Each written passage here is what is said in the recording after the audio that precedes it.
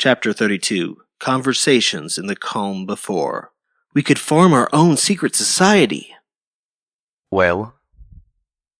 I had just barely floated the painting of Splendid Valley back into place when Homage came in. Well, what? I asked, hoping I didn't sound as guilty as I felt. Did you sneak behind my back and break into my safe to look at your memories, even after both I and you told you not to? Oh, goddesses. It was bad enough that I disappointed myself. But just how deplorable was it that I broke into Homage's private safe to do so? I hated my curiosity, and I hated myself for being so weak. I looked to Homage, wondering what to say. Should I admit it? Would it hurt her? And, more importantly, did she already know? Little Pip, Homage said with a sad yet stern voice. I don't know what upsets me more. That you broke into my safe and tried to undo everything you'd worked so hard for, or that you actually considered lying to me about it. But My heart broke. You paused to think. Homage frowned. It doesn't take that long to think of how to say yes. My gaze fell to the floor in shame. I think he'd best sleep elsewhere tonight. I felt my blood freeze. I looked up into Homage's eyes, pleading. The beautiful little gray unicorn gave me a soft, sad smile. I was there when you made that little speech to yourself. I know you were probably going to do this, and so did you. I hoped you could be better than that. Her words hit me like a buck to the gut. But I'm not angry at your failing. Just disappointed. I would rather she be angry. Disappointed. It hurt so much more. I could handle being yelled at, but the idea that I had failed and saddened Homage. Homage looked at me tenderly. Before your worries take you to that dark place, I'll tell you up front. This doesn't change my feelings for you at all, and my disappointment will be short-lived. I'm not sending you away because I don't want to see you. I'm sending you away because you've been bad, and I'm punishing you. She gave me a little smile. And I think we both know you need that as much as you deserve it. The smile faded. I'll see you tomorrow, little Pip. It took me most of the ride down the elevator to figure out why I needed such a punishment as much as I deserved it. There was no question of the latter. The pit in my stomach and the self-loathing in my heart told me that I had done wrong, that I had wronged myself, and far worse, that I had wronged her. My voice in the darkness. And with that, even if she forgave, I would never be able to accept forgiveness until she'd punished me for it too. I couldn't move on while my tail was twitching. I needed something to fall on my head, or I'd always be looking for it. I wasn't entirely sure how I'd come up with that analogy. Awareness, it was under E. But I knew that it was appropriate. I walked slowly down the halls toward the door of our suite, casually unlocking it with my telekinesis. What was once unimaginable had become a feat of such ease I barely focused on it. My mind was largely elsewhere. I was determined to remain at Ten Pony Tower for a little while longer, not for myself, but for my companions. Each of them had nearly died in the last few days. Zenith and Calamity would have both been turned to ash by the Hellhound's attacks if it hadn't been for the spell Velvet Remedy learned from Lifebloom last time we were here. Each had suffered fearsome wounds. Velvet's injury still left her in a cast, despite the most powerful healing magic and the best care the Wasteland could provide. Nor was I untouched, but I feared more for them than myself. Deep down, I knew that I was expendable, but they were not. I had a lot of repairing to do. I wondered if I should try to get them counseling, or should we work through this alone? I wasn't sure where best to begin, or even how much I may have already done. Was I doomed to spend the next days repeating discussions we'd already had, but that I didn't remember? Seeing my friends look at me awkwardly as I initiated difficult conversations for a second time. Couldn't I at least have left myself some notes? Of course, as they say, hindsight is... Well, no, even that didn't really apply. My hindsight was perforated. Even worse, I was smart enough to realize that I shouldn't be trying to put the pieces back together. If I thought about things too much, I might be able to reconstruct lines of logic that I didn't want to have in the forefront of my brain when I next confronted the goddess. I suspected that Trixie's telepathy didn't extend much beyond reading my surface thoughts. If it had, I think things would have gone a little differently in Maripony. Or perhaps she could, but it just required a level of focus the goddess couldn't commit to while maintaining connection to all of her alicorns. The fact that Calamity had been able to surprise her about something he had been looking at told me she wasn't nearly as on top of current thoughts as she wanted us to believe. Still, if I knew the plan, or even suspected what I was up to, There was no way I could avoid thinking about it while I enacted it. These thoughts so preoccupied my head that I didn't even notice the sounds as I entered the room. But the sight stopped me dead. Calamity and Velvet Remedy. Together. In bed. Intertwined. Moving. Doing. I shouldn't be here. Leaving now. Bye. I had become rather exceptional at stealth. I was able to slip out fast and smooth without making the slightest peep, without being seen. The click as I closed the door behind me sounded louder than Little Macintosh. I froze. My whole body was tense. My nerves covered in ice. My mind was reeling. I couldn't begin to formulate feelings of my own about what I had just walked in on. I was still panicking. On the other side of the door, I heard voices. My heart was pounding. "Did some pony just open the door?" she asked cautiously. "Well, I locked it," he responded. And then I heard an almost perfectly unified little Pip shout in response. I ran, as fast and as silently as I could. As I raced down the hall, I could swear I heard Zenith's voice float out of nowhere, proclaiming, "You're doomed." I clapped my hoof on the door to Twilight's Athenium. Part of me knew I was supposed to be banished from Homage's company for the day, but I wasn't looking to get away with anything, just to get away. I needed a place to hide, and a place to stay the night, and Homage came to the forefront of my thoughts. No pony answered. The door was locked, and I wasn't about to unlock anything else without permission. I dashed up the stairs to the balcony and lifted my hoof towards the door to the emergency broadcast station. Was she busy? Would the beat of my hoof interrupt a recording? Did I have the right to take that risk? And what would she have to say to me? How could I ask her to make an exception for me because I managed to invade the privacy of even more of my friends? Doomed indeed. And I deserved it. I put down my hoof. I just spent the day wandering aimlessly around Tenpony Tower, avoiding every pony, and waiting until the final hour of my exile was over. Not a problem. I could go half a day without getting myself in trouble. I heard a chime in the atrium below. The elevator slid open easily. I crouched flat on the balcony as I saw Velvet Remedy and Calamity step out into the atrium, Calamity helping support Velvet with one of his wings. Oh, goddesses. I couldn't face them right now. I backed up against the MAS-EBS door, hiding.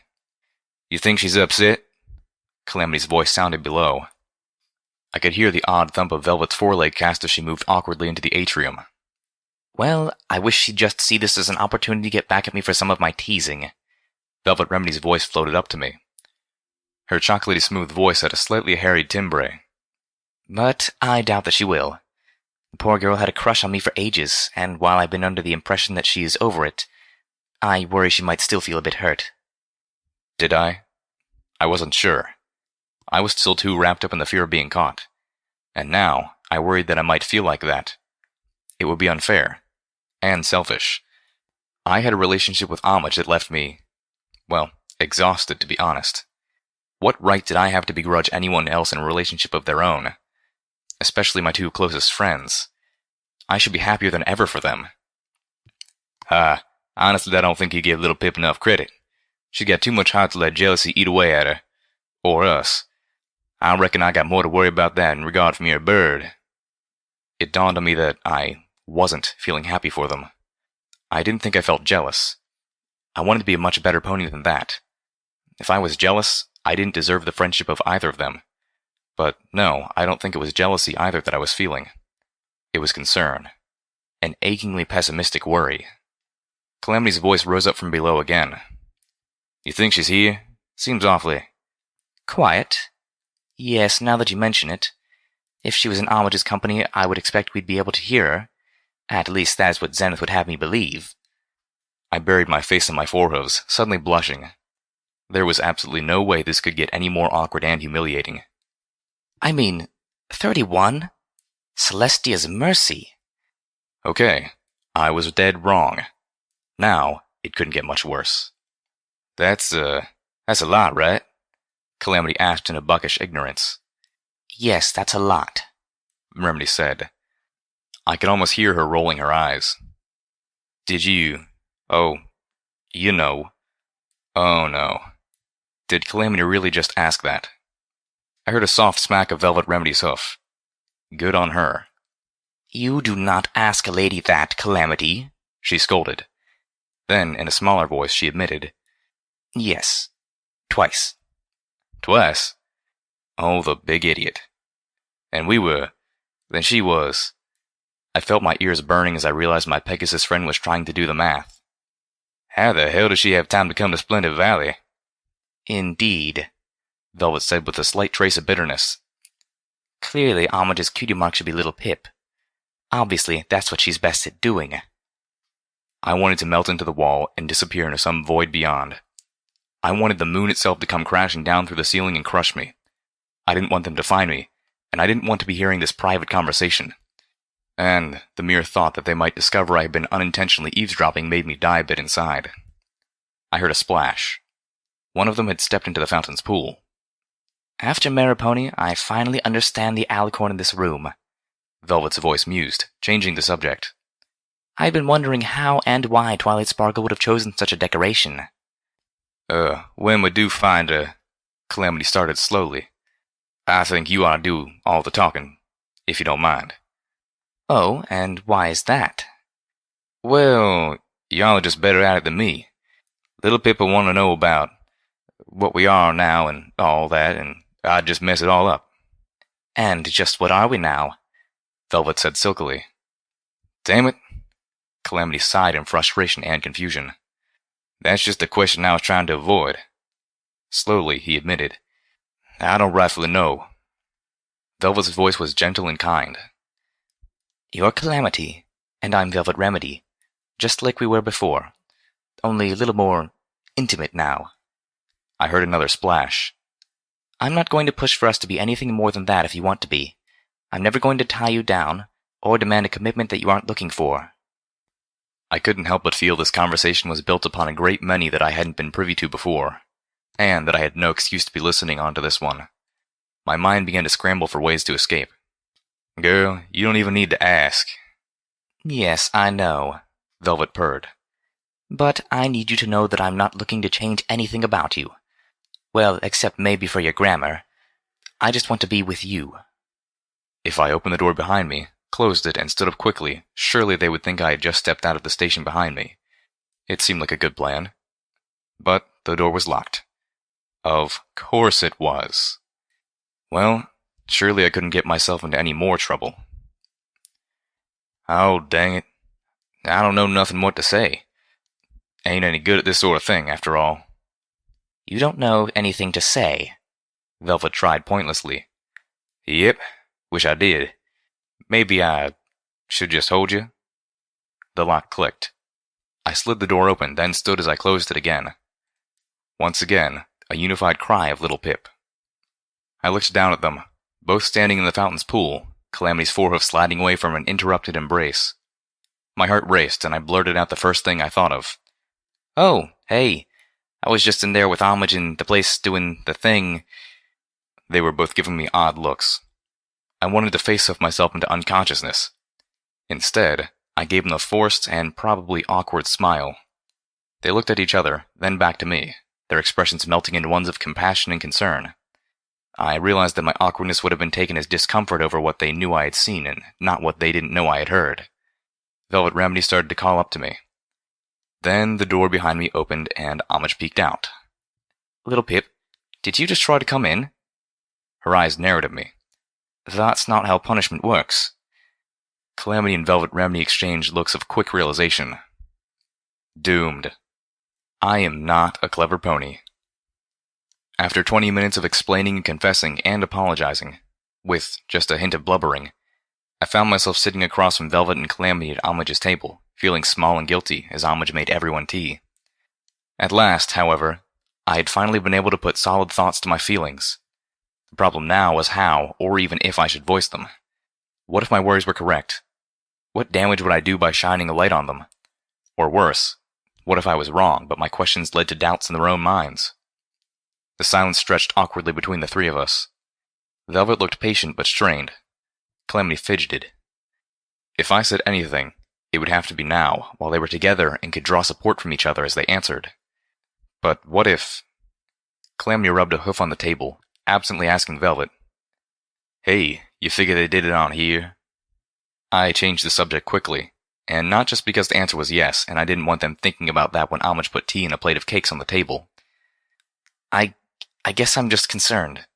I mean, you two are my closest friends. We travel everywhere together, and with hardly any pony else. And you are worried we've grown intimate out of convenience. Velvet finished for me tactfully. Pretty much, yeah. Calamity snorted. Now, I know y'all might think that way coming out of a stable, but I've been down here for a while now. I've had plenty of other options, just never cared for 'em. He nodded upwards. Had options up there, too, but none of those mares in the service shared my feelings about helping the pony folk down here. A right turn-off if you ask me. I had to admit, I'd never even considered the idea of Calamity having relationships available to him with any pony other than us. He just seemed like such a lone defender that I thought of him as being just as much a stranger to the rest of the world as we were. But hadn't Railright claimed that Calamity had been offered a home and a place in New Appaloosa? Homage came in with the tea and cupcakes. She smiled and gave me a little kiss on my horn, which suddenly felt pleasantly warm, as she floated the cup of tea onto the table in front of me. I'll admit, Velvet Remedy began, that I was worried about the same thing at first. The first thing that attracted me to Calamity was his wings. I swear y'all got a feather fetish, Calamity nipped playfully. Velvet giggled primly. Not quite. I had just abandoned my home and risked whatever I would find out here for freedom. And there you were. More free than I ever imagined any pony could be. Not even the ground could hold you. Oh, shucks. I ain't no different than any other Pegasi. Oh, but you are, Velvet cooed maturely. I didn't know it at the time, but you're so much more. I always wanted to be a medical pony, and I embraced the first chance I got. But I left my home behind for selfish reasons. You cut your shackles because they were preventing you from helping other ponies. You freed yourself out of compassion and kinship. Calamity was blushing now. I realized that I liked seeing him like that. It brought out a beauty in him. You truly care about ponies, she continued, her eyes roaming over Calamity. And I've seen how you are with us, especially with little Pip, she said, turning back to me. He'll stand by you, never leave you, protect you even from yourself. Always there to catch me, I found myself softly saying. Velvet Remedy smiled and nodded. I feel safe with him around because I know he will protect us, especially you, since you seem to need it the most. But he has always been right there for me when I needed him too.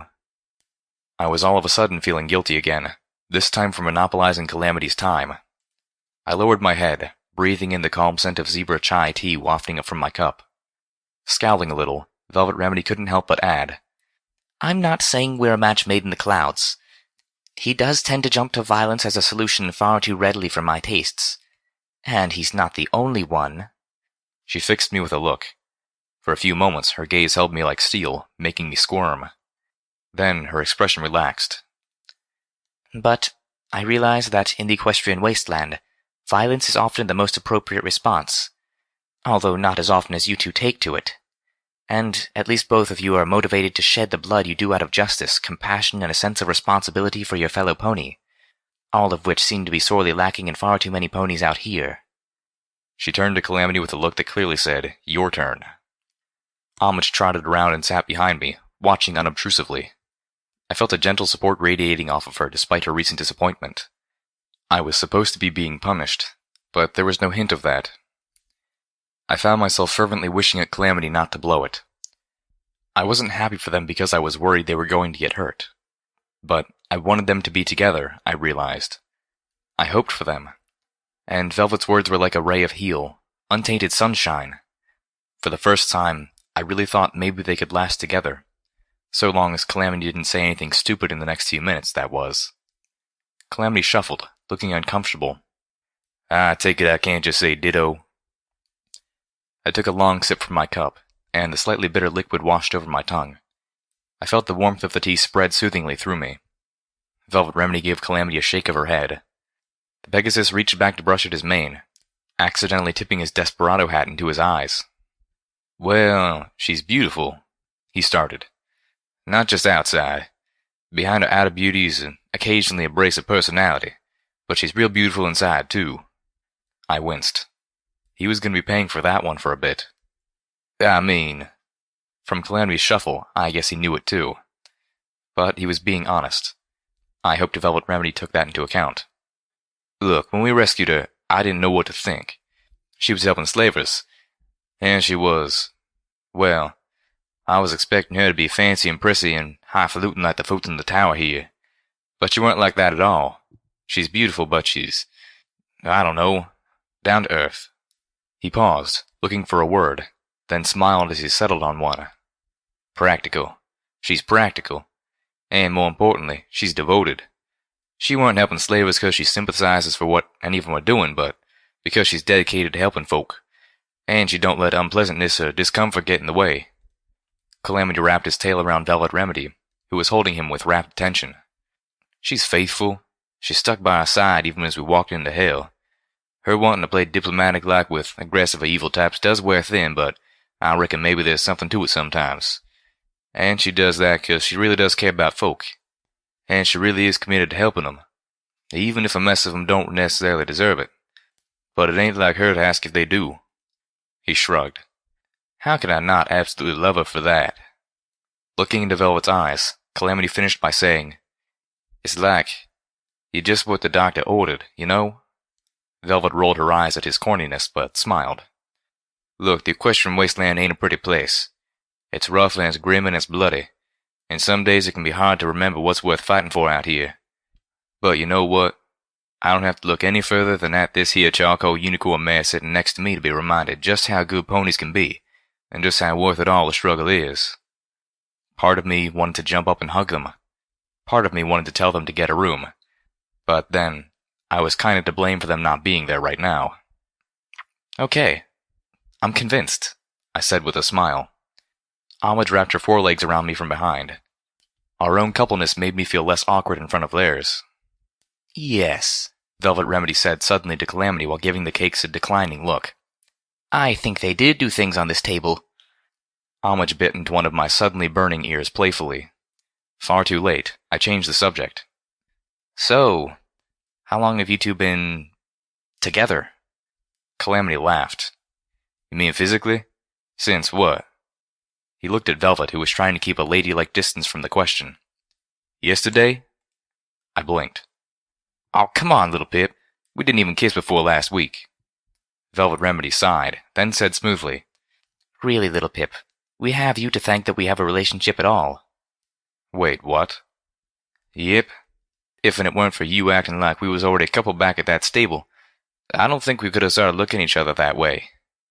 I blushed so hard I should have caught on fire. Calamity rolled 2 memory orbs across the table to me. You said it was okay to see these things again. I caught them in a telekinetic blanket, careful not to focus directly on either of them. Are they mine? Nah, traded for 'em. That caravan pony claimed they were genuine memories of Rainbow Dash. He gave me a wry smirk as my heart gave a little leap. I was actually thrilled to learn anything more that I could about those ponies. When had it become such a passion to me? Are they? I asked hopefully. Well, from what you said last time, Calamity responded with a voice suggesting he felt snookered. Not exactly. I floated them into my saddlebags for safekeeping and finished my tea. It was now barely lukewarm. The conversation had lasted for a while. After Velvet and Calamity had taken their leave, I felt Homage's forelegs slip away from me. The cups, saucers, and plates of cake lit up with a glow of Homage's horn and began to float themselves back to the kitchen sink. I felt like a warm blanket had just been pulled away from me on a chilly winter night. I guess I should go now. I'm still being punished, right? I got up and began moving, but not in any particular direction. Yes, Homage said a touch reluctantly. I wished punishment didn't mean having to be apart from her. The thought of being alone tonight hurt more now than it did before. I stopped next to a desk littered with Homage's personal things. She had a triptych of pictures framed on the desk. Pictures of me in the wasteland, my friends nearby. The pictures were taken from someplace high above and far away, zoomed in until I nearly filled the frame, but washed out with the odd tint of all the air caught between the camera and its subject. I suspected that the pictures were taken by the cameras on those spires. And I suspected the willing separation tonight hurt Homage just as much as it hurt me. Couldn't you just, spank me instead or something? I asked, hoping for a faster punishment. Homage laughed. No, but tomorrow night I might, as a reward. I looked at her in confusion, one ear dipping. How would spanking be a reward? Oh, Oh my gosh. I lost balance, my head crashed into the desktop. I backed up, stumbling, seeing stars. Homage was chuckling even as she trotted up to make sure I was okay. I think I better go now, I told her. Before I hurt myself. Again. I ambled through the market sector of Tenpony Tower, paying little attention to the ponies around me. The smells from the restaurants and snack shops teased my nostrils with promises that were probably too wonderful for the centuries-old packaged foods to deliver. But I let my nose drag me towards one of them anyway. Looking at the wall-mounted menu, my eyes widened at the price, each of which was now written in pencil with telltale signs of several previous erasings. I lifted my pip-buck, checking how many caps I had on hoof.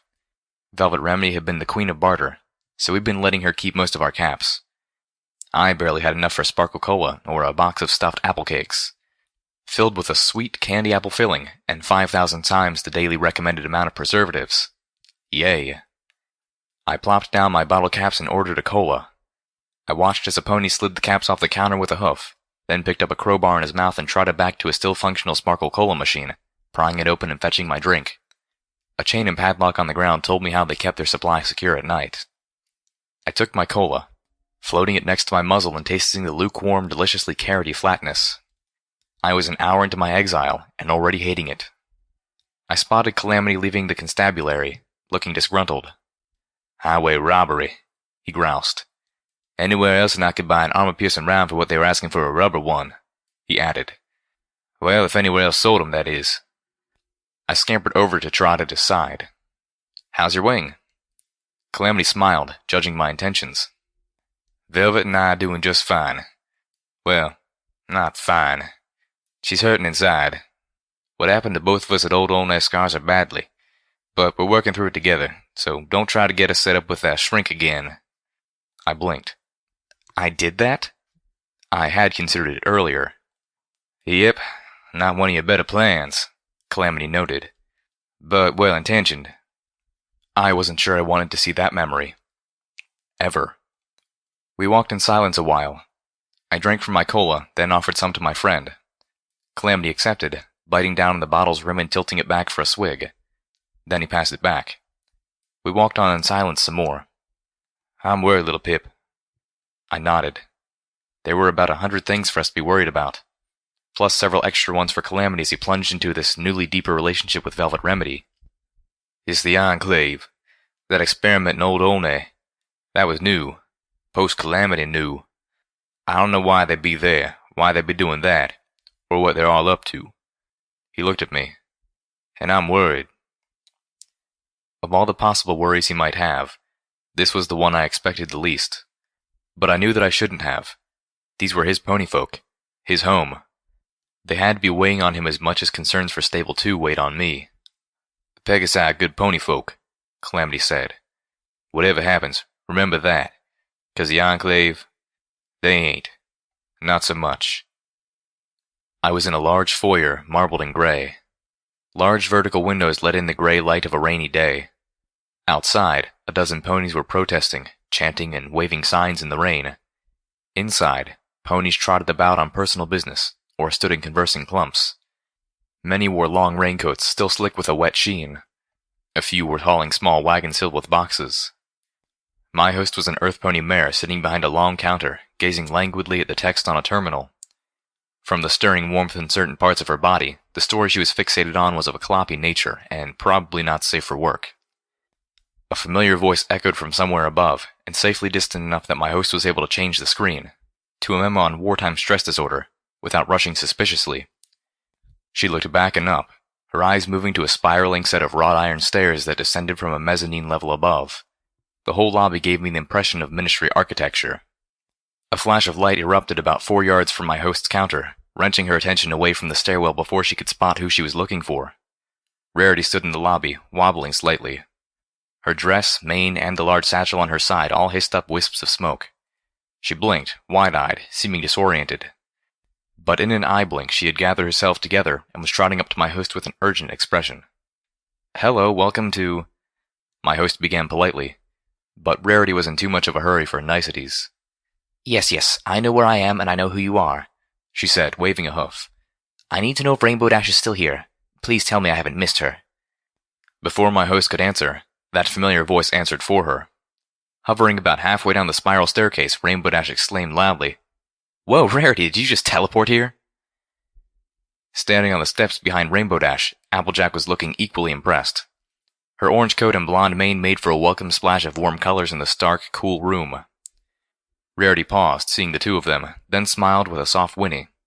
Yes, well, I have been trading spells with Twilight for years now, and let me tell you, it is not as easy as she makes it look. With a wince, she added, How's my mane? Rainbow Dash swooped down to greet her. It's fine. Descending the stairs, Applejack added, It looks gorgeous, Rarity. It looked like she'd run a few laps around a burning house. So what's up? Rainbow Dash asked cheerfully.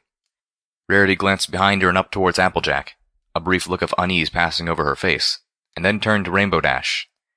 I had some things to talk to you about, but it can wait until you're alone.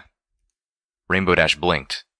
Then her eyes opened wide. She whispered, Oh, about the new... Then glanced back towards Applejack, too. Armor? Rarity nodded. That and the other thing. I've been having a lot of trouble trying to perfect that spell, and I wanted to see the device you wanted embedded into it. Oh. Rainbow Dash reached back and scratched at her rainbow mane with a forehoof. Well, Applebloom's all set to procure a life support capsule from the Ministry of Peace. She'd have it by next week, but... Well, she's going to be modifying it a lot. Do you need to wait till it's finished? Rarity raised an eyebrow. Applebloom is part of this too? Yeah? Why, is that a problem? Well... Rarity said, brushing her left forehoof in circles against the marble floor. I really don't want my little sister anywhere near this research of mine. And she and Applebloom are best friends. Did I just hear my little sister's name? Applejack said, trotting up from the bottom of the stairs. Rainbow Dash turned and smiled. Yeah, she's helping me on his project. I thought the Ministry of Awesome didn't actually do anything. Dash snorted and puffed herself up. They don't do anything that isn't awesome, you mean?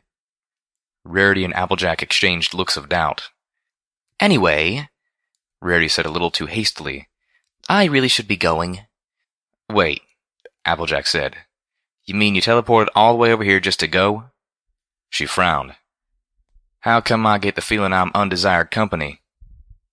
Unwanted? Rarity gasped. Oh, heavens no. If anything, I want more Applejack. I snickered inwardly and was glad my eavesdropping host didn't do the same.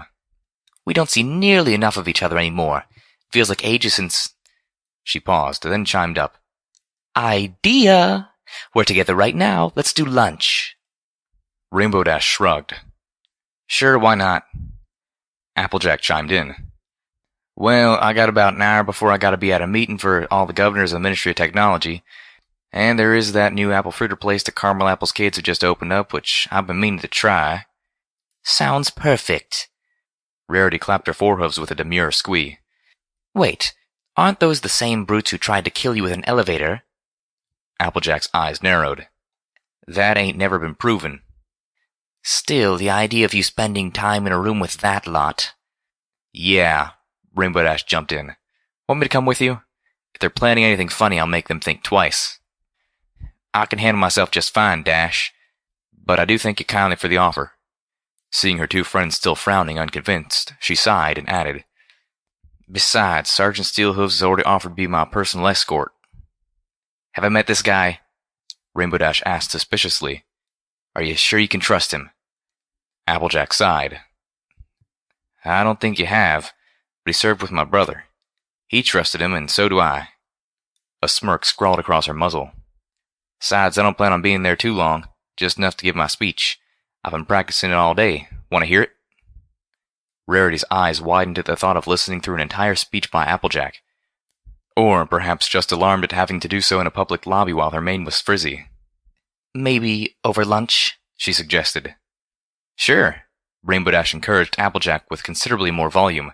Let's hear it. Okay. Applejack paused, stood straight and tall, cleared her throat, closed her eyes. Y'all are fired. Rarity and Rainbow Dash stared. Applejack opened one eye and blushed. Well, how was it? That's it? Yep. She blushed some more, looking a bit proud of herself and yet a touch worried. Awesome, you tell him, AJ. Rainbow Dash grinned wildly as Rarity stomped on the floor with applause. Dang, now I want to go just to see their faces. Hey, Rainbow Dash, a voice called out from the doorway, causing her head to whip around. 3 elderly Pegasi trotted into the lobby. One of them, a light gray buck with a short-cropped age-grade mane that fell over his eyes, hadn't been wearing a rain slicker and shook himself, spraying water everywhere to the shouts and grumbles of the ponies in the lobby around him. Hello, welcome, my host began to say, but her words trailed off as the 3 Pegasi pushed their way up to Rainbow Dash, ignoring every pony else, including her friends. Hey Rainbow, remember me? A mustard-colored buck added, stepping forward in front of the others. He was an unusually large buck, his rain slicker covering only half of his flank, revealing most of a large orange basketball for a cutie mark. I wondered idly if he had 1 ball or 2. Then immediately wanted to jab my hoof in my eye to kill the mental image that followed. Rainbow looked them over and then narrowed her eyes and shook her head. Sorry, no, I'm rather busy and only have time to remember important ponies. The 3 all scowled. Their muster one growled, shoving a hoof into Rainbow's breast. Well, then maybe you remember my little brother. He was one of the Pegasi you got killed fighting that dragon over Hoofington. Rainbow Dash's eyes went wide. Her demeanor changed immediately. Oh, I'm so sorry. Several brave ponies died valiantly that day. Yeah, said the 3rd, a Pegasus the color of dark dusk with piercing blue eyes and few remaining strands of a sandy mane in his bald-coated head. Seems like an awful lot of Pegasi die valiantly these days. In fact, seems like we do the bulk of the dying. I don't know any pony in Cloudsu who ain't lost family. Rainbow Dash nodded sadly. The war. The dark dust pony scoffed. The war is on the ground, against zebras. And dragons, Rainbow Dash reminded him. They're using dragons now, in case you somehow forgot. Not to mention griffin mercs. And some of them have magic fetishes that can allow them to fly, Rarity chimed in knowingly. If you think it's impossible for an earthbound mare to fly her way into Cloudsdale with the right magic, you have tragically short memories. The mustard-colored one spat. Well, they wouldn't be bringing in dragons if the Pegasi had just stayed out of the war. Now I hear you pushing Luna's new initiative to put even more Pegasi in the front lines. You won't be satisfied till every one of us is facing down zebra guns. If the had just... Rainbow Dash sputtered. What? Yeah, and we ain't the only ones that think that, neither, the balding one informed Rainbow Dash coldly. While we might not be important, my sister is the mayor of Cloudsdale, and she... Now wait just one apple-bucking minute, Applejack interrupted loudly. Now I know you all lost kin, and I know how much that hurts. She strode up to the mustard-colored buck. I lost my own brother in this war. His name was Macintosh. Y'all may have heard of him. The mustard-colored pony had the dignity to look abashed. I heard a click and a whir from above. My host turned away from the argument as the text on her screen disappeared, replaced by a flashing warning. Live grenade detected. At seemingly the same instant, Rarity gasped. Grenade! Ponies began to scatter, running into each other, not knowing where to go. Rarity's magic flared around her satchel, opening it. Beams of colored light shot out from twin magical energy turrets which had descended from the ceiling. They struck a pony in the crowd, turning her into a burning pink silhouette of whomever she had been. My host looked down, scanning the floor, her actions seemingly unbearably slow. I mentally shouted for her to duck for cover, but she seemed transfixed. Her eyes fell on the metal apple not 2 yards from her desk. The dark bulk of a large open book fell down over it, and 4 white hooves jumped on top. The book. In an instant, a flash of fire and swirling magical energy underneath the book, a cracking sound that left a buzzing silence in its wake, a rippling of explosive force that threw Rarity back. My host stumbled, disoriented, a ringing in her ears. Every pony was shouting, but their voices seemed muffled and far away. I spotted the black book. It had landed next to Rarity, smoking but undamaged. I felt conflicting waves of horror and relief. How could any book survive smothering a magical energy grenade? What kind of book was this? And yet, thank the stars that it wasn't hurt. That book was dangerous, but it was valuable. Just looking at it, I knew how useful it must be. Rainbow Dash was fast. She flew up to my host, breaking her out of her fear-induced paralysis with the clop of her forehooves. "Lock this place down," she shouted over the ringing in my ears. Gather the witnesses and call the Ministry of Morale. Some ponies saw something even if they don't know it. Applejack was trotting around, calling out, "Is every pony okay? Any pony hurt?" She turned to my host and lifted a hoof as she shouted, her voice sounding like it was coming to me through yards of thick cotton. But at least the buzzing in my head was quickly fading. "Call it the Ministry of Peace. Have them send counselors." My host nodded. Rarity groaned, getting shakily to her hooves and rubbing her ears. "Quick thinking, Rarity," Applejack said, dashing over to help her up. "I reckon you just saved a mess of lives with—" Applejack froze, staring at the black book. "Is that what I think it is?" Turning to Rarity, a dark scowl crossing her face, Applejack said, "You said you were going to get rid of that cursed thing." Dusting herself off, Rarity stared back. "I said I would burn it," Rarity said calmly. "And I tried. But as you can see, it doesn't burn." Lowering her voice, she whispered something to Applejack that made the Earth Pony's ears shoot up in alarm. Then, raising her voice again, she added, "I even tried to have Spike burn it. All that did was send it to Princess Celestia." I winced. Even my host winced, realizing that couldn't have led to pleasant conversations. Applejack frowned, clearly wanting to believe her friend, but having doubts all the same. Rarity's guilty look wasn't helping. "Well, y'all should have gotten rid of it, anyhow." "How?" Rarity retorted stubbornly. "I doubt anything short of a megaspell could destroy it, and I certainly don't want to dispose of the book where it could be found." "Damn it!" Rainbow Dash piped up, unknowingly interrupting her friends before their fierce discussion could grow into an argument. Dash had flown over to the pile of ash which had once been a pony. "Whose idea was it to use magical energy defenses in here?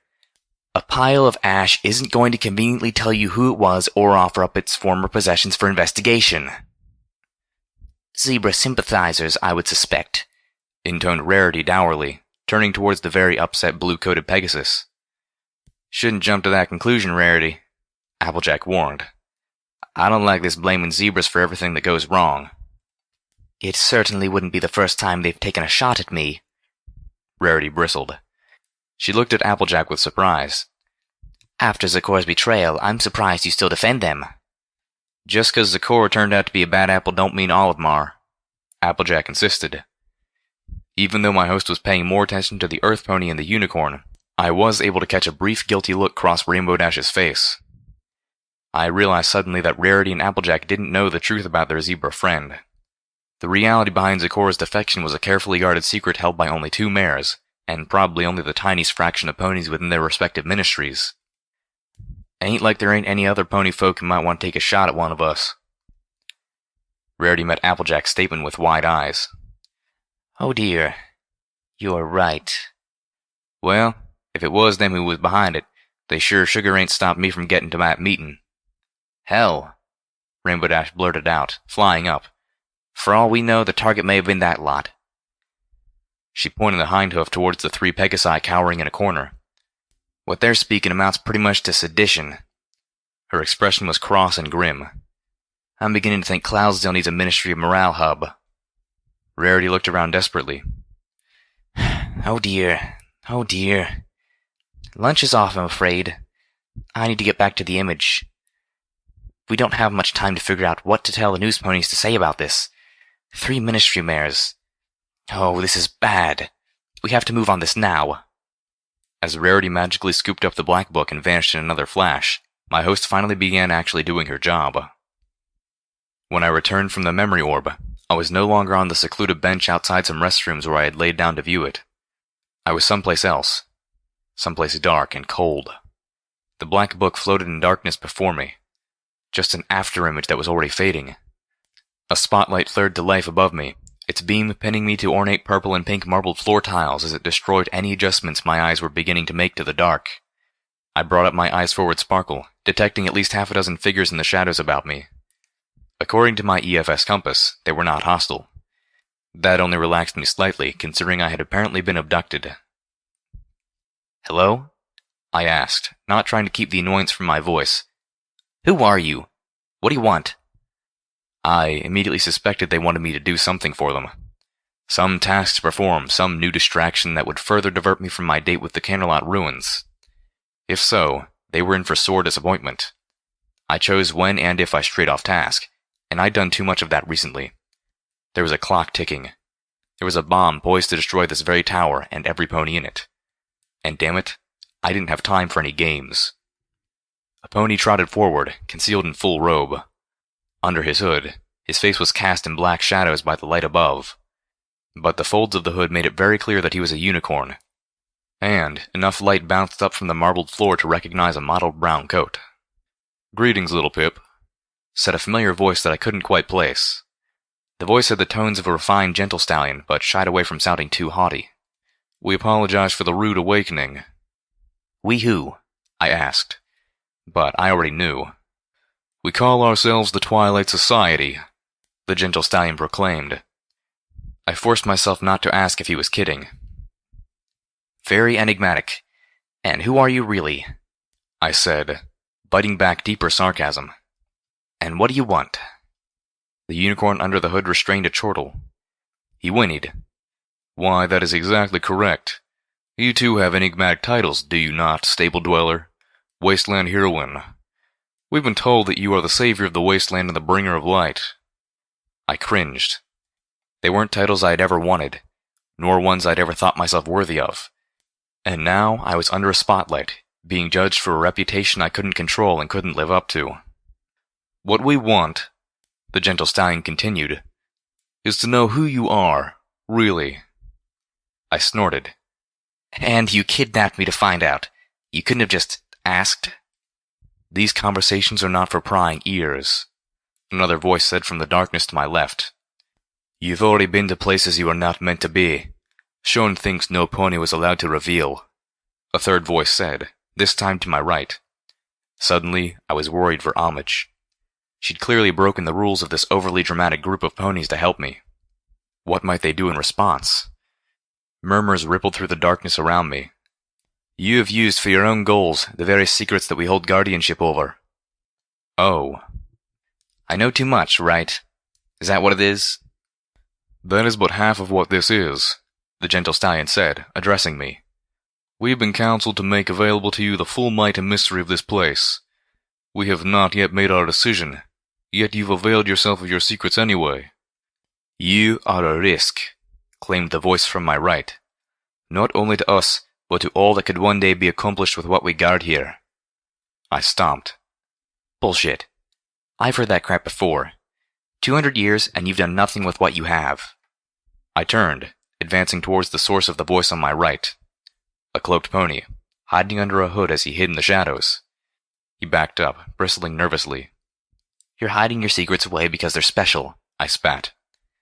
"And they make you feel special and important. Not because you're ever going to put them to use to make a difference." "Ten Pony Tower is a bastion of civilization in the wilderness," the gentle stallion commented serenely. "I would suggest we've done quite a lot." "Yeah, it is. But that isn't you, is it?" I rounded on him. "The only damn one of you doing any good at all is—" I paused before I said her name. "Is DJ Pony. At least she can keep a secret," nickered yet a fourth voice from somewhere behind me. "We are only the most recent inheritors of these secrets. You are unwise to judge us by the failures of those in generations past," the gentle stallion said.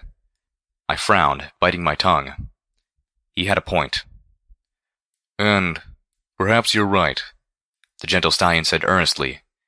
"Perhaps it is time for us to make a greater use of what is hidden here. But to do so carries great risk, not only from the greedy and the wicked outside our gates, but from within. Who can we trust to guide the use of this power and these resources? Who can we know will not become corrupted by it?" I sighed heavily. "What do you want from me?" I asked. "How can I persuade you that I'm not going to become the next Red Eye if I'm given a little help?" "Your memories." I jolted with a shock. What? "You had several days of memories extracted earlier today, from within our secluded chambers. We require access to those memories." They wanted my memories? A chunk of my life. One that even I didn't know the contents of. "No," I stomped. "Those are my memories. They're private." "We could ask who you are, but you would only tell us what you want us to hear. The perceptions of others are fragments and heavily colored by their own perceptions. How better could we possibly learn of who you really are? I fumed. I didn't want to trust something so precious to these strangers. I didn't trust them. I trusted Homage. That was all. Plus, it felt wrong, like a violation, which I knew was hypocritical at best considering how much time I'd spent prying into the memories of others. The voice on my left intoned, "We already know that Red Eye is threatening this tower and the lives of every pony in it to motivate you. If you are playing with our lives, do you not think we at least deserve to know what the score is?" I stopped fuming, considering that. Finally, I took a deep breath. Will I get them back? If the answer was no, this deal was off, and if necessary, I would fight my way out of here. Of course, the gentle stallion told me. Fine. Then yes, but on 2 conditions. Underneath his robe, the gentle stallion cocked his head. And what conditions would those be? 1. The memories do not leave Homage's possession. I trust her to guard them. So far, I have no reason to trust any of the rest of you. Agreed. And 2.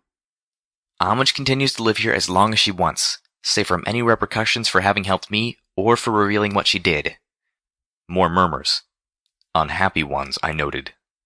Non-negotiable, I said. I hoped I had this card to play. What if they decided that they really weren't that interested in me after all? But the gentle stallion answered. Agreed. I felt a sigh of relief. Conditionally. I felt my heart skip a beat. The robed pony elaborated. No actions will be taken against Homage until all of us have had the opportunity to review the orbs. Should what they reveal of your character and methods persuade us to deem you an asset rather than a threat, then no action will be taken against her and record of her misdeeds will be expunged. If, however, your memories prove you are a menace to our society or this tower as a whole, then Homage will be judged accordingly. I knew that by agreeing to this, I would be putting my memories in jeopardy, running the risk that I might never see them. But in the end, what else could I do? My memories were a small price to pay compared to the potential rewards. I prayed that I had at least a shred of the sort of character that DJ Pony attributed to me. I was relying on myself to have been a decent pony. I was given the memory orb again, and instructed to lose myself in it while they returned me back to the bench they took me from. All of which seemed utterly silly to me, but I went along anyway. I suspected Lifebloom was with them, and that made me feel just a touch safer, if only because Homage and Velvet seemed to think well of him. When I came out of the memory orb for the second time, the feeling of déjà vu was almost enough to make me wonder if I had imagined the Twilight Society. I wondered how often ponies in Ten Pony Tower suddenly found their days interrupted, and what the Twilight Society used when there wasn't a convenient memory orb in play. Revisiting the orb in the wake of my odd abduction had left me thinking about secrets, about the dissemination of information. Covert operations depend on secrecy for the safety of those involved, but it seemed cruel for Rainbow Dash and Pinkie Pie to leave Applejack and Rarity in the dark about Zecora, believing that a close friend of theirs had betrayed them. Was it necessary to cause them that pain? Could they have been trusted with this secret? Everything I had seen suggested that Rarity was well practiced in keeping secrets. But Applejack? How convincing could the bearer of the element of honesty be if put into a position where she had to maintain a lie? Was it better for every pony, and one zebra, that she not know? I packed up the memory orb, checking my pip-buck to make sure the other one was still with me, and all my equipment was still in its proper place. Then, getting up, I started to walk down the hallway, away from the bathrooms. My mind was still engaged in contemplation. Likewise, it was clear from several previous memories that the mayors all knew the truth about zebra religion, or at least knew enough about their beliefs regarding Nightmare Moon to try to use them against them. But Steelhooves had been blindsided by the idea. Clearly, a decision had been made by the heads of government not to inform the general population, or even the lower ranks. I found myself second-guessing that decision, even though I could understand why. How demoralizing would that knowledge have been? Would knowing have served any positive purpose? Littlehorn was such a painful horror, the massacre of a school full of pony children, that it left a black and weeping wound in the psyche of Equestria. Littlehorn had surely been a point of no return for both sides. At that point, I wondered if the ponies would have been any more capable of surrender than the zebras were. A zebra dropped in front of me. I jumped back, already floating out little Macintosh, my heart pounding. But recognition struck, and relief passed over me. Zenith, you scared me. Flustered, I hastily slid the little Macintosh back into its holster. You broke my train of thought. Brave little pony, she intoned. Where have you been? Hiding, she said simply. When they took you, I followed. But they did not seem to hurt or threaten you, so I did not act. I suddenly felt a lot better about the day's strange interlude. At the same time, I realized that I needed to speak to Homage and let her know what was coming. If she didn't already. I'm gonna see Homage, I said, not adding, if she'll let me. Are you okay with following? I remembered the zebra's discomfort with Homage, and wondered if that was why I hadn't seen her all day. Well, that and her ability to hide like a living stealth buck, and on a ceiling no less. If you wish. I stopped. Well, what do you wish? It does not matter, Zenith informed me. I am not welcome here, so I cannot do as I wish. For too many of my stripes make me an enemy, or worse, a demon from the past responsible for all the misery in this world. That's completely unfair. It does not matter that it is unfair. It still is. She looked down. Sometimes I feel as if I am an earth pony and that my stripes are really great wounds. A punishment for some great wrong the ancestors of my ancestors were connected to. I shuddered, as much at the pain and resignation in her voice as the mental image her words conjured. There had to be something I could do. If you could do anything, what would you want to do the most? I would like to go shopping, Zenith said. She smiled at my surprise. What? Everyone likes to shop. I would like to be able to stride into a store, look around, greeting the sales pony, and make purchases. All while only being treated as rudely as every other pony customer is. I felt a little rocked by the normalcy of the request. I tried to imagine how it must be to not even be able to go into a store. To buy. I couldn't, and I felt awful for it. Surely there had to be a way to fix this. We could dye her coat a new color, Homage suggested as she floated the huge painting of Splendid Valley away from her safe. She was moving my box of memory orbs to another location so that she would not have to reveal this safe when the Twilight Society came for them. A near-black charcoal would hide her beautiful stripes enough for a modest gown, and a hat, to obscure them completely. Although, for the life of me, I can't imagine wanting to do that. Homage turned and smiled warmly to Zenith. You are gorgeous the way you are. Zenith, on the other hoof, scowled. I'm being honest, Homage insisted. I'm sure my little Pip has drank in the sight of you at least once. Haven't you, little Pip? She asked, deliberately putting me in a humiliating spotlight. All the worse because I immediately thought of staring at Zenith's flanks back in stable too. See? Homage laughed. That burning face means little Pip's been watching you. Zenith was staring at me. I sunk to the floor, putting my forehooves over my head. After a few excruciating moments, Zenith replied. I am a zebra, and a scarred one at that. Yes, Homage agreed, unlocking her safe. And a beautiful sexy mare of a zebra at that. A simple glamour should then mask your zebraness from notice, Homage suggested as she swung the door of the safe open. But are you sure you want to hide who and what you are like this? I hide all the time, she said simply. This is no different. Zenith made a slight choking noise, backing up, her eyes fixed on something just beyond Homage. At her reaction, we both followed her gaze. The Star Blaster. You have it locked away like a treasured possession, Zenith intoned. Homage frowned. I have it locked up to keep it from hurting any pony. Zenith blinked. The zebra cast a look to me as she slowly asked. Then you know it yearns to kill. Homage gave me a quick, quizzical look. I tried to return it with an expression that told her Zenith was deadly serious in the claim. Homage didn't laugh. She didn't look like she found the idea even a little funny. I'll admit, I'm a much better shot with that thing than I've been with any other weapon I've tried, including other magical energy weapons. But I attribute that to magical energy weapons being damn rare in most parts of the Equestrian Wasteland, and all the others I've tried being poorly maintained pieces of rubbish. Zenith remained silent, waiting. No, I don't think it actually wants to kill. I don't believe this thing is alive or sentient, Homage told her. But I do believe that it was made by crafters with murderous intentions. Crafters? Zenith asked. It's a complex techno-magical tool. I don't think the stars just willed it into existence. Someone or something made it. She looked at the zebra. Isn't that how the stars work? They help guide people to their own destruction. I was startled by the response. I remembered now that it was Homage who first spoke to me of the zebra's mythology, and she spoke as one who put credence in the notions. Then you believe as we do? Zenith asked slowly.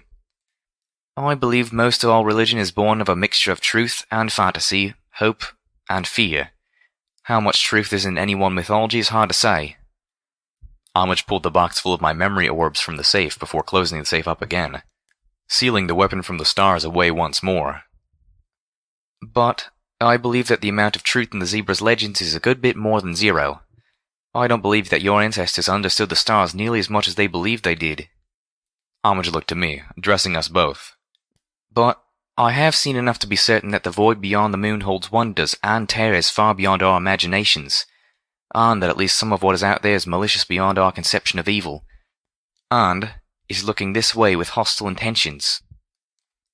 I have changed my mind, claimed the exotic voice of the charcoal black earth pony next to me who was really Zenith. I like her.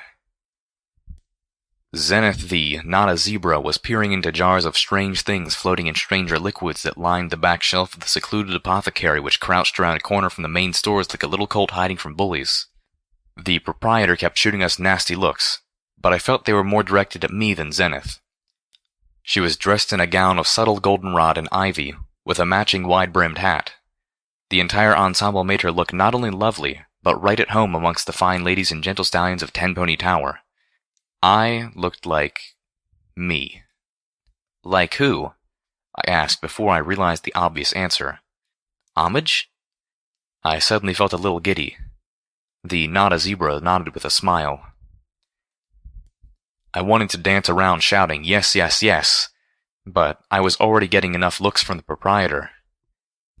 Zenith had clearly been enjoying her evening, strolling openly down the streets, passing through the crowds, sitting down at the same restaurants and being served by the same snobbish waiters, paying the same exorbitant prices as every pony else for confections made of sweet potato pudding and deep-fried applesauce.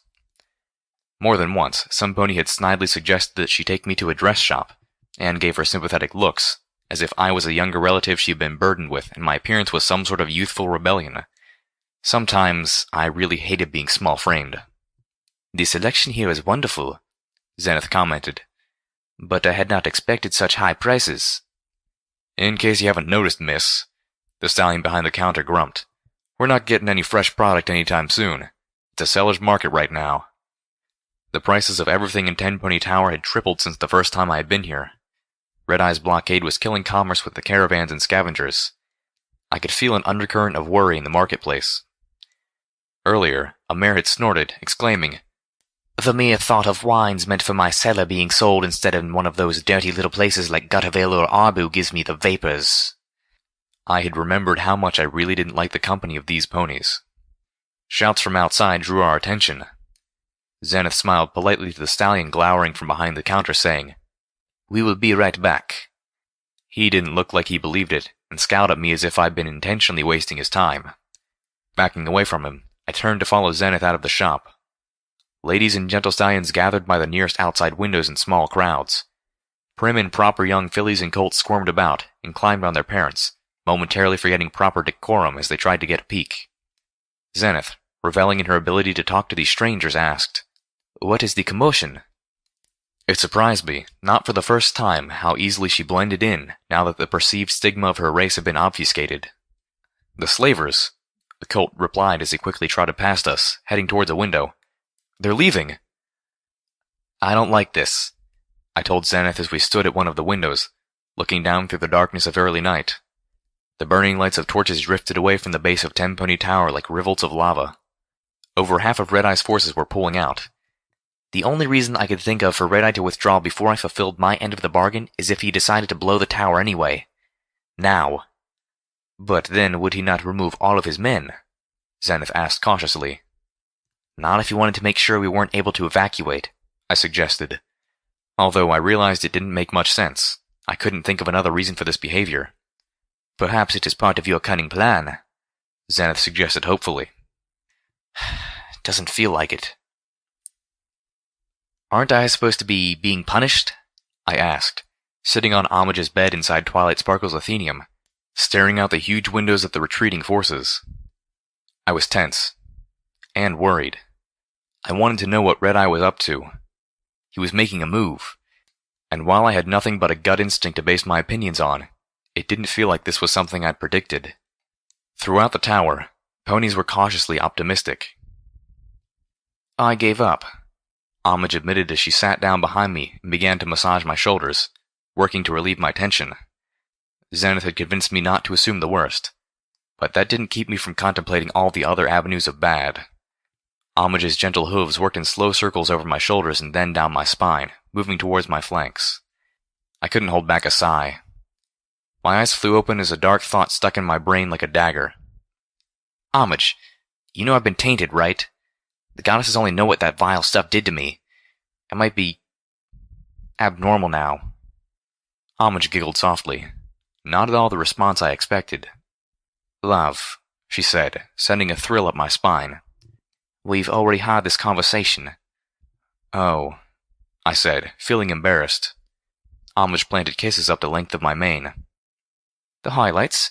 Both Dr. Helpinghoof and Lifebloom gave you a look over. There is a tiny mutation, but it's benign. Nothing to worry about. She gave one of my ears a nibble.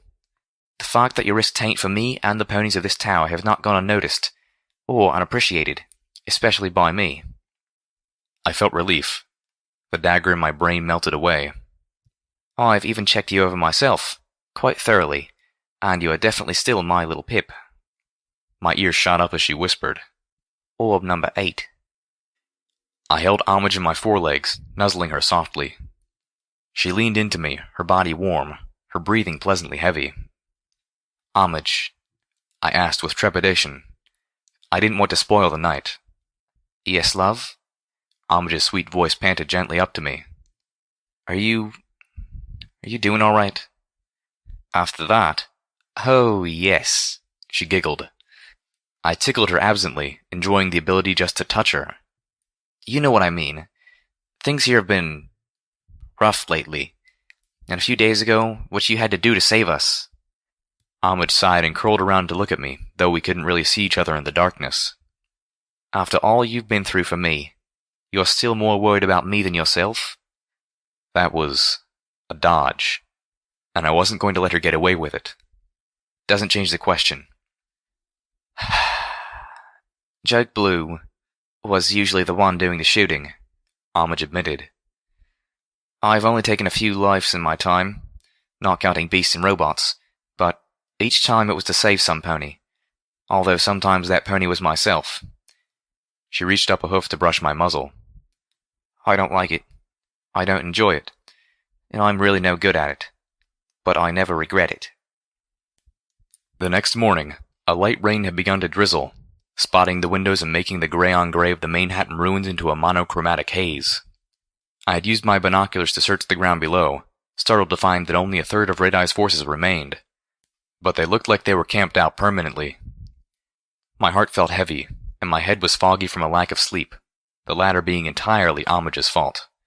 Not that I minded, not even slightly. But I was beginning to feel guilty for the amount of attention she lavished on me compared to the other way around.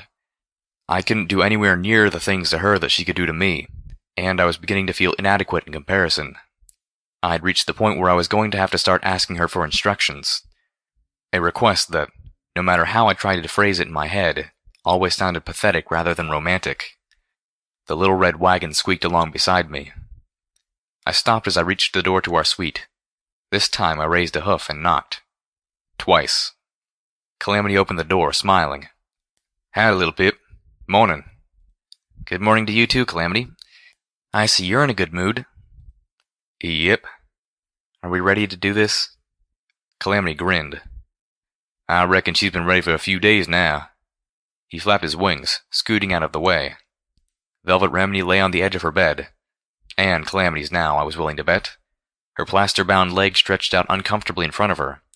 Her eyes widened as she caught sight of the wagon, then narrowed. What exactly is that for? Why, today's the big day, I said sweetly. Ready to go to the clinic and get that cast removed? I'm quite capable of removing it myself, little Pip, Velvet Remedy insisted. and you're not hauling me around in that. I wrapped her in a telekinetic blanket and floated my unicorn friend into the air. Put me down. Doc's orders, Calamity reminded Velvet. Helping Hoof wants to get a good look at your leg, make sure everything healed proper. Besides, we're your friends, I chimed in as she waved her legs helplessly in the air. We insist you get the best treatment and won't let you skip out on it. You've always given us the best care and often shortchanged your own. Not this time. I floated her down onto the wagon. She tried sticking her legs down and pushing away, but with her cast, it was a losing battle. Finally, she tucked her 3 good legs in and settled into the little red wagon. You're enjoying this, aren't you? Oh, you have no idea how much, I said with a smile. I turned and strode out the door, pulling her slowly through the hall towards the elevator in the very same wagon she'd once hauled me to the very same place in. You were right, I told Velvet as Dr. Helpinghoof did one final examination of my friend's foreleg. There was a slim scar that encircled her leg. It wouldn't even be visible when her coat had grown back. Velvet Remedy looked up to me as she flexed her foreleg in every possible way at the doctor's insistence. Lifebloom was standing nearby, his horn glowing as a spell allowed Helpinghoof to examine the inner workings of Velvet's leg. You said that I can't be trusted, I reminded her. She sighed heavily and started to say something that would surely have been comforting, but I didn't let her. I needed to say this. And where party time Mintow's are concerned, you are right. I can't be trusted. I frowned, trying to push the words out of my muzzle, knowing that I had to. I don't know if I really needed them. There's a chance I never will. She didn't know the context of that. Only Homage and Zenith knew that my memories were now being reviewed by the Twilight Society. But I do know that when confronted with the chance to slip some into my saddlebags, I wasn't strong enough. Velvet Remedy was looking at me sadly. So from now on, I need you to do what you said you would. Go through my things. Check my pit buck. Maybe Lifebloom can teach you a PTM detection spell. Whatever it takes. I trembled a little, hearing the tone of begging creep into my voice. Please. I want your help. I need it. Slowly, Velvet nodded. Of course, little Pip. Well, Dr. Helpinghoof announced, I'd say you've made a miraculous recovery, young lady. You're fit to go. He looked to Calamity. You can settle up the bill with Lifebloom on your way out. Calamity nodded, wrapping his recently wounded wing around Velvet snugly. Looking to me, he asked, So, where to next, fearless leader? I pressed my lips together, thinking. The Canterlot ruins are our goal now, but we have a few places to visit along the way. The village that Zenith believes her daughter lies in is on our way, but first we need to arm ourselves with all the information we can on surviving in the Pink Cloud, and that means our next trip has to be back to Stable 29. The others nodded in agreement. We need steel hoofs. It was a particularly beautiful day in Ponyville. The sun was shining, pouring a warmth down on the equestrian village that cheered both the land and the soul. Only a few clouds spotted the sky, and a mint-green Pegasus flew about overhead, belatedly kicking them away. Below, brightly colored ponies trotted about their daily business, often stopping to give a neighborly hello to those they passed on the street. A trio of bunnies darted between the bushes, carrying radishes pilfered from some pony's garden. Oh my, Fluttershy said, watching through strands of solid pink mane as the bunnies darted between her legs. For a moment, she seemed ready to break away from the other pony she was walking with to fly after them. New feller's doing all right, Applejack commented, looking up into the sky. But it just ain't the same without Rainbow Dash. That's what I wanted to talk to you all about, Twilight Sparkle told her, floating a letter out of her saddle pack. I got a letter from the princess today. She says that Rainbow Dash isn't just on vacation. She signed up for the new Equestrian Sky Guard. Poor dear. Took what happened to the Wonderbolts really hard, Rarity commented, adjusting her newest hat creation so the feathers all flowed with the gentle summer breeze. I can't say that I blame her. Yes, well, the princess doesn't want to see her get put in harm's way, but it wouldn't be right for her to just tell Dash no. So, Twilight opened the letter as the others gathered around her, listening intently. Princess Celestia has given us a mission. We're to travel to the Buffalo and try to strengthen diplomatic ties with them. Given Rainbow Dash's previous experience with them, the princess feels that she would be the ideal envoy. Ooh, goody! Pinkie Pie bounced. I've been working on a song, and I think... Oh, hey, no, Oh, dear. winced Rarity. Ummed Fluttershy. No singing. Twilight Sparkle said sternly. But no singing, She repeated. Princess's orders. Aww. Twilight, darling, Rarity asked, concerned. did Princess Celestia say why exactly we're strengthening diplomatic ties with the Buffalo? I mean, other than to keep Rainbow Dash occupied. Twilight shook her head. A heavy silence fell over the group of friends that was distinctly at odds with the cheery brightness of the day. Applejack was the one who broke it. I heard talk from some of the folk at the Farmers' Expo last week. They're saying... She paused, as if scared of the words she was thinking and what would happen if she said them aloud. We might be headed to war. Fluttershy gasped and disappeared behind a stump. That's impossible, Applejack. Equestria's never had a real war in... Twilight Sparkle paused, clearly running through her vast studies of equestrian history, and finding nothing.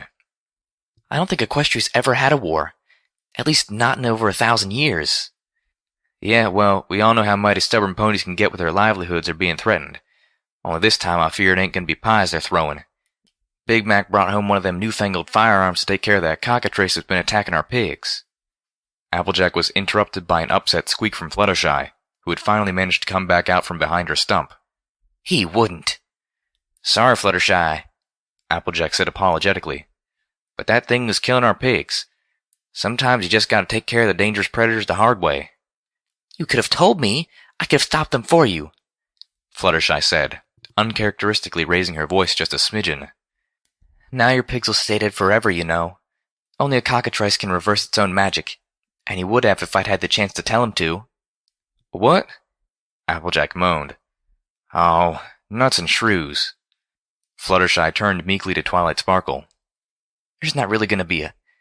Her voice faltered on the word war, becoming barely a squeak. Will there? I hope not, Twilight said. I don't know what we'd do if there was. But ponies would get hurt. And animals. Fluttershy was trembling just at the thought. We can't let that happen. We just can't. I think that's why the princess wants us to start talking to the buffalo, Twilight said unsurely. Well, whatever the reason is, we'll do this together, Rarity asserted. Give me a few days to close up my shop and I'll be ready for the trip. The others nodded. You're right. Ain't nothing we can't handle together, Applejack said, smiling at Rarity. Right, Twilight Sparkle said, back on firmer ground. Whatever the cause, Princess Celestia has given us the mission, and we will not fail. This was familiar to her. She'd done this before, and she could do it again.